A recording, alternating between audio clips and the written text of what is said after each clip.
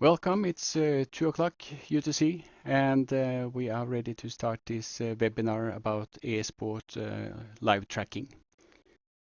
Today's agenda, we are going to talk about airsport live tracking. This is a quite new system. It started a couple of years ago. Frank Olav and myself, we were trying at the start of a competition flying, and we thought that being able to see the aircrafts live on a map would be a great feature, also to make competition flying more friendly for audience. And Frank Olav is a technical guy, so he's a programmer. I'm working on the visual and marketing and the business plan. It's not a big business plan because I think that everything else with flying is quite expensive. So we have presented this system almost free to use. So the competition tool is free to use. The only thing that costs a little bit is the app, which you use for the tracking service. It costs approximately €9 per year, so it's not a big cost, but we need a small price there just to maintain the server cost and everything else. We also got support from the Norwegian Airsport Federation for some of the costs that we have run to so far. So we are very delighted for the support they have given us. Today we are going to talk a little bit about airsport live tracking. I'm going to show you some different competitions which is possible to make in this competition tool, like precision flying or air navigation race. I will also show you how to participate in a competition, how easy it is to get others to join for a competition and just go flying. Then we will go into how to make a competition and the setup of a competition. There are many variables because it's supposed to fill in a lot of criteria if it's going to be an international competition or just a competition locally or just for training. And I'm also going to share how you can share this in the media and some of the thoughts we have made with the media on making competition more friendly for television or on web live casts. So everything is within the airsports.no website, and you can easily download the app for iOS or Android in your Google Store or Apple Store. And it's the only thing you have to remember is that when you register the app, use an email address which you can access from your phone, because the registration will send you a link in an email, and you have to open that link specific on your mobile phone, and then it will allow you to open the app, and you can register your details with name, aircraft ID, and so on. You can also use this app for leisure flying, and it will automatically show the aircraft on the app. And we also have a cooperation with Safe Sky, so your position will also be shown in the Safe Sky app and on the website. This also helps to show competitions, ongoing competition. It will be shown in the map. So for traffic awareness for other pilots, they will also then be aware that there's a competition ongoing. So let's start with looking at some different competitions that are already available in the system. Many of you already know these types of competitions, like precision flying. I will just explain it briefly. You have a starting point and a route you're going to fly at a specific speed, and you have secret gates, you have turning points, and so on. And with the precision flying, you also have canvases, pictures on the route you have to identify. At this point, we are only calculating the score of each turning point or time gate. Then you have to calculate this score of the pictures and canvases afterwards.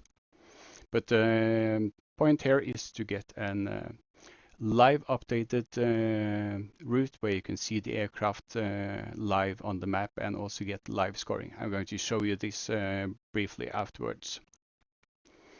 And let's just take a look at how to join a competition. Many of you have maybe competition organizers privileges, so you can make a competition, but it's also important to see how can people just attend a competition that you make.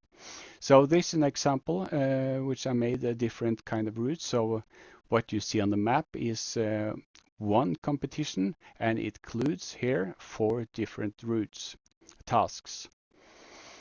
And for those who want to attend, they just click on the competition and then they choose which competition they want to attend. But you have to log in first, and you do this by entering at the top here for a login. And the first time you just have to reset for a new password, and you will get your own password and you can log into the website. And maybe the easiest way to do this is to go through the app. Just download the app, and you can open the global map in the menu bar below. And you just find your competition, press on it, and then click further to register.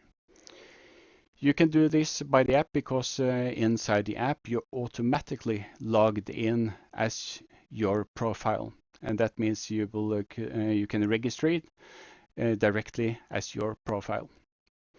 You can also do this on the website where you can go into the competition and press Manage Crew. So if I want to press Manage Crew, I first get an option where I have to register my crew. I can register my co-pilot. For instance, here I choose Frank Olav. I choose my aircraft ID. I choose my airspeed and the club. I just did an example down on the right side corner here. For instance, if I press an aircraft ID, which is not already inside the system, it will give me the option of add a new aircraft. So just press add a new aircraft, and it will automatically update the system with the new aircraft. And that also includes your club, which if it's not already in the system, you can just type in the name, and it will then automatically, with add a new club, automatically be in the system. After this, I will press register for start, and I can choose my date for flying. So for instance, I chose today at 4 o'clock. So this will be local time depending on where the competition is. And I can also choose if I want an adaptive start or not.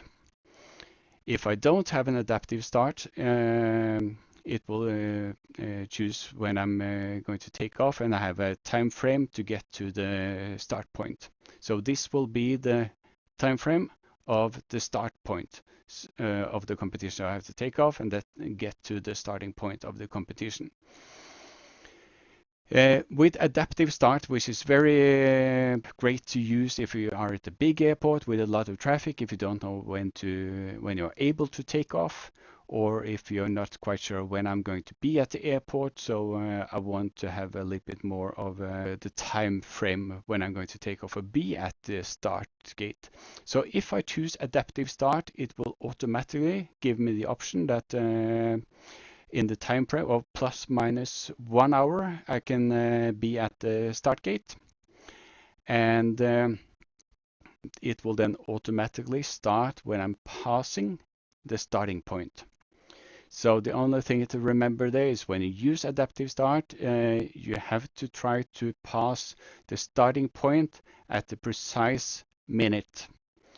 So it will automatically give you a scoring based on the closest whole minute you're passing the starting point. Other than that, you can print out the chart and you can just go flying. And with adaptive start, it would show you the map with minutes from passing the starting gate. You can also enter wind direction and wind speed when you press register. So that's it. You are now registered for the competition. The only thing you have to start when you are at the airport, you have to start the live tracking in the app, which we have here on the left. You just press start and it automatically starts logging you on the global web page. And do also remember to have competition flying, not leisure, because with competition flying, it's tracking every second of your competition. With the leisure flying, it's only tracking every 5 seconds. But if you forget it, it's not a big deal. It also interpolates between those positions. So you will get a quite good scoring also with leisure flying, but competition will be a little bit more precise. And then you are ready to fly. So immediately when you're registered for this, you will also receive an email if self-management are allowed for this competition. Maybe for some international competition, you won't be allowed self-management because, well, then you will be able to see the route before your preparing time. But just for training and just for making a small competition fund for the club, well, then you can use your self-management. And you will then receive an email and you will get a link to a flight order. This flight order includes what time frame you can fly because every competition and every task when you are registered to start, it will automatically identify you as a contestant and it will lock your tracker to your competition registration. And that means you have a tracker time which you have to fly inside. And if, for instance, with my example at 4 o'clock, it automatically gives me the possibility to take off already at 3 o'clock. But I have to finish by 9 minutes past 6. And these are based on the competition details, and it also should be allow me to fly the whole route before the logging stops. But 9 minutes past 6, the logger will stop, and it will automatically stop wherever you are in the competition. So hopefully you're already landed. You will also get some rules based on the organizer has chosen, so you will be able to see the routes. We have also included this also automatically email flight order images from the start point and finish point. These are turned in the direction of the route, and it's a Google Earth picture. Depending on what kind of available maps there are different maps available in different countries, but not all of them are available for public use. And we have to use public maps in our system, which is not copyrighted. So if your country has a map which can be used, we can look at integrating them. Otherwise, we have the OpenStreetMap and some open source maps, but some works better than others, so just try them out. So this is based on a Norwegian map, 1 to 250,000. The great thing about automatic registration, it calculates depending on the wind, it calculates on the wind speed. It also calculates the route based on my 70 knots speed, which I did in the registration. It gives me here the corridor. It gives me also the turning point or time gates.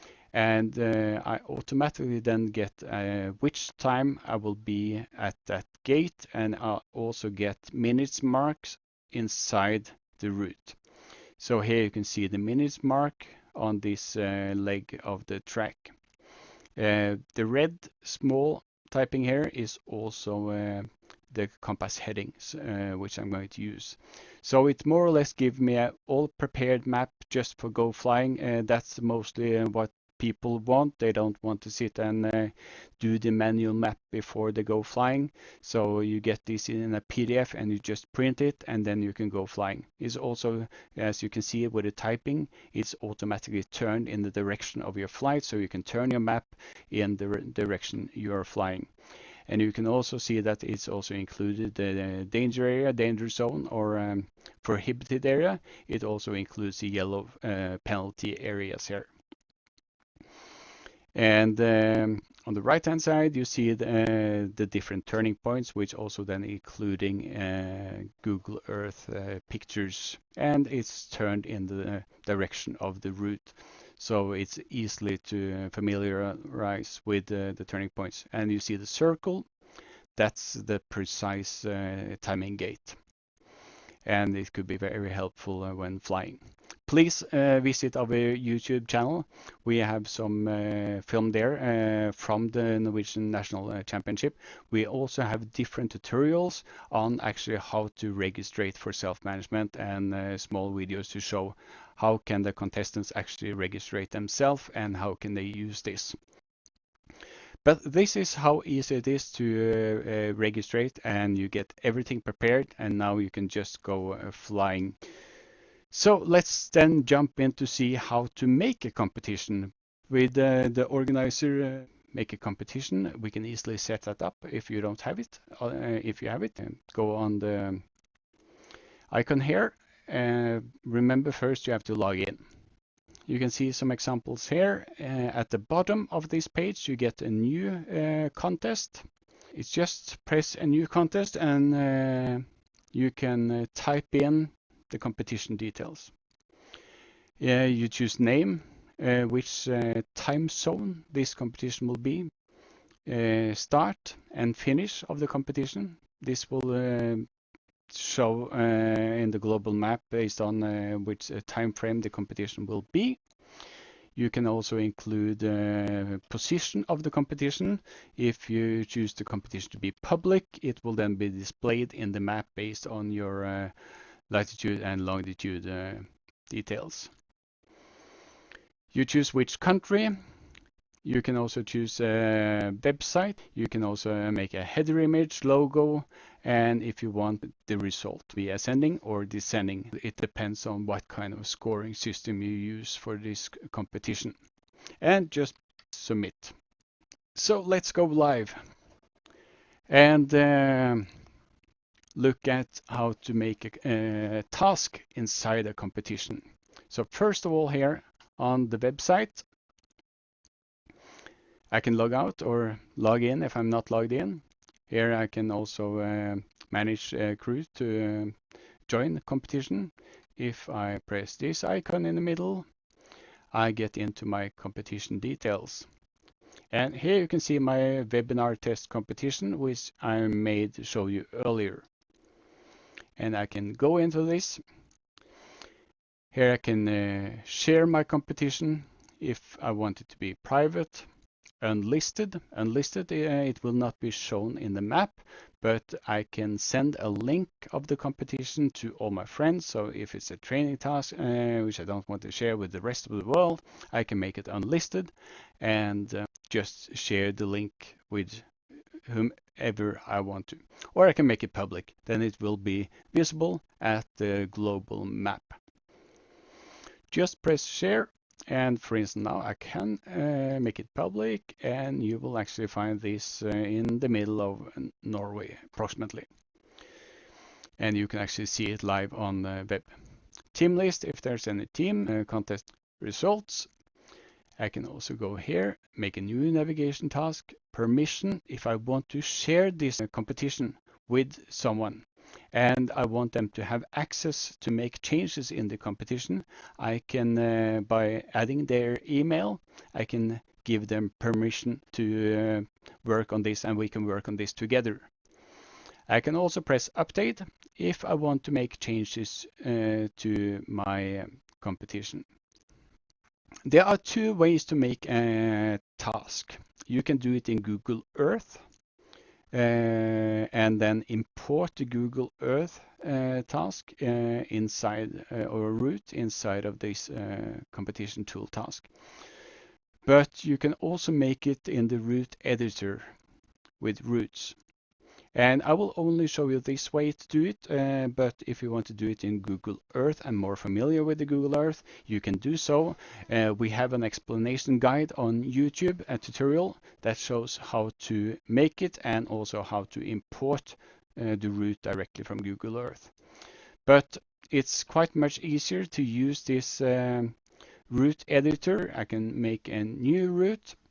It opens the global map depending on where you are. So it automatically tries to identify where you are, so you don't have to zoom in too much. And the first thing you have to do is actually make edit. And that allows you to edit or make the route. And I can zoom in. And here we have Oslo Kjeller Airport. And I want to make a route around this area.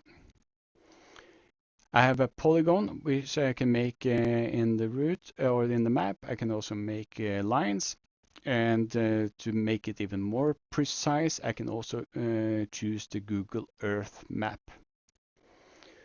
So here I can zoom in more precisely, and I can choose line, and I just start identify my route. So the important thing is now is not to double click anywhere, so I just use my scroll button to move around in the map. And I can zoom in as much as possible to try to make fixed points that are visual for the crew to see.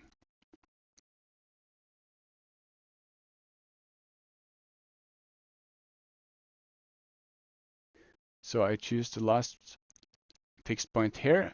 When I think I'm finished, I just press finish here, and I can choose if this is going to be a takeoff gate, landing gate, or a track. So at this point, this is my track. I can zoom out. And if I choose the other map option, it's quite much easier to see the route, and you have a starting point, turning point, turning point, turning point, turning point, and finish point.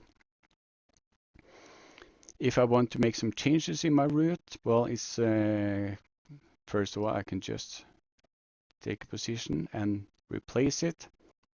And now I have more or less my route. It's also a recommendation to make the route first with the turning points, and then I can, for instance, like here, go in and choose a secret point. Okay, I will also do this in Google Earth just to be sure. So not too bad. So precisely in the middle of the road. So when the aircraft crosses that road, it will be a secret gate. And you can see it just says new here. So what I will do, I will press on the name. And I will call this SG for secret gate. And what's important then is I change the waypoint type to secret gate. And as you can see, there are options of starting point, finish point, turning point, and secret gate. So the important thing is that you check, if you do changes to your route, that it contains of at least one starting point. Then you have the turning point and the secret point, but it also needs one finish point. So it needs one start point, one finish point, and then the rest. As you can see here, it also includes a blue circle. That's the wideness of that time gate. So if I press here again, you can see the wideness of this time gate is actually 1 nautical mile. I can change this to 0.8 or 0.5 or 2, just depending on how difficult the task will be. And I can press done, and you can see the circle getting smaller. The corridor and the corridor will actually be use these time gates as the wideness of the corridor. So for instance, if I'm just going to play along and do something, I can add 2 different waypoints. I can press choose, and I don't want this to be a part of the competition. So no time gate here, but I want this to, for instance, be 3 nautical. And I also choose this one to be 3 nautical, no time frame, done. So with the new waypoints, there will not be time, and I will not get a penalty score when I'm passing the time, but they are still changing the corridor for me. And I can also here just add some navigation difficulties. Choose here, no time gate. And I'm doing this just to show you afterwards how it looks. Okay, so this is my track. I can also then include different penalty area. So I choose a polygon. I want competitors to stay inside of this area, and I press finish. Then I choose if this is going to be a prohibited area. That's a fixed penalty per entry, or I can use a penalty zone, which is a penalty per second. So I choose prohibited areas and not allowed. So this is going to be called danger east. Save. And I can do a similar, and you can see the similarity to the one I already made earlier in my example. And this is also going to be a prohibited area. And for the fun of it, I can also then include a penalty area inside. And if I want to make it more fancy, you have these small squares, and I can easily just drag them where it's suitable. I can do this with a Google Map to make it more precise. I can also use these penalty areas actually as a corridor. So by making more penalty areas, I can make different kind of corridors, which the crew has to stay inside. Now it's important that you don't close this page before you're saved, so I will call this as test EG, and I press save. So this is the basic concept of every route. It needs a track, it needs a starting point, finish point, and then you can add on with a start gate or a takeoff gate, landing gate, or different danger areas. They can also be very nice to have information areas. I press edit again, and just for information for the pilots, I can choose this as an information zone. For instance, report, and you have to report when you're getting back to the airport, for instance. And it will be shown in the map for the contestants, but it will not give any scoring. I can also see here the danger west, so let's make a small change here so the label doesn't go on top of my flying area. And I will label this some squares offset, and I can move the name more or less. So I press save, and we see that the danger west moved more west. So if I zoom out, it will stay on the left-hand side and not be in conflict with the flying area and cover it. So now I'm more or less finished with my route. I'm happy. I go back to my route list after, of course, saving it. And at the bottom here, you can see my route. I can copy it, I can delete it, or I can create a new task. There are two ways to create a new task, either inside the competition, or you can do it here. Here it will automatically choose the general rules of the FIE. If you, for instance, choose here, let's see, first of all, I make a competition. which contest should this task be added to. And after the competition, I choose what kind of task. So I choose precision flying, air navigation race corridor, air sport race, pilot poke run, or just a landing competition. Then you need a landing gate. So let's start with just a precision flying, and I call this Presicion. I press submit, and it's ready. So if I go back to my competition here, I can see my competition, which we made earlier, and inside I have a task called Presicion. Here I can choose to update, where I can choose start time, finish time, scoring system, wind, minutes from takeoff to start point, minutes I need after finish point to landing. I can choose to display the map in the background on the web page.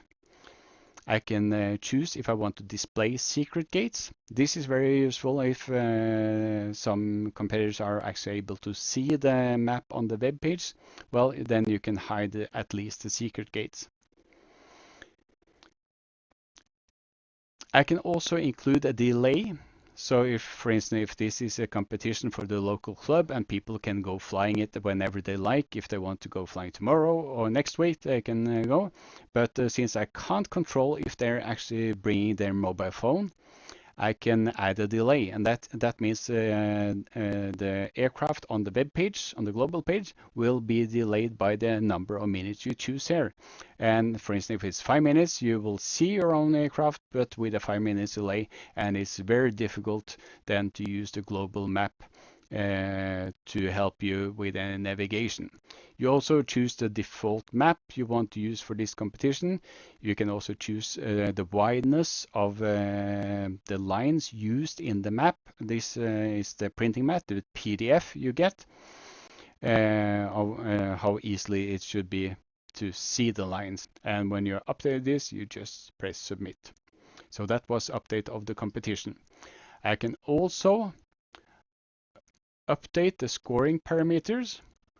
This is basic scoring parameters. You get 200 penalties for backtracking. Regular grace time is 2 seconds. Regular gate penalty is 3 points per second. And here I can also choose the scoring inside the penalty zone. On the penalty zone here you can see it's 3 points per second, and it's automatically a grace time of 3 seconds. So you need to stay inside the penalty area in 3 seconds before you get scoring, or before you get any penalties. So you can more or less choose this however you like. You can also see here I have a link to my tracking map. So if I press this, it will automatically open my tracking, and here you can see the route I made earlier. So for instance, if I'm not pleased with this route, let me then just open this route manager once more.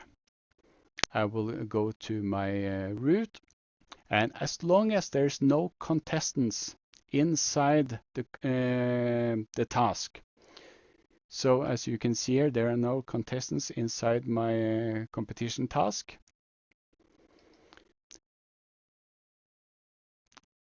And we can see the finish point here is not equivalent with the prohibited area. So I go in here and change edit. And I move this so it's precisely where the time gate should be, more or less. And there it touches. I press save. Okay, now it's updated. I go back to my task, manage, reload route. Route is reloaded. And if I go into my navigation task and press refresh, well, you can see it's been changed. So that makes it very easily if you want to do changes in your route after you made it and so on. And it automatically gets updated with refresh. I can also make add contestant if I do it manually. Otherwise, we make sure that people can do it themselves. They can schedule or register for the competition. You can also make them register for the competition, not for this task. And I can delete it. I can also share this, as I mentioned, privately, public, or unlisted. And especially if I have a competition, I can make the competition visual first, and then I can make the task visual afterwards, after, for instance, it started. So the public can see it when the competition has started, but not the contestants. So if I choose here to make it public, you can also see this in the public map on airsports.no.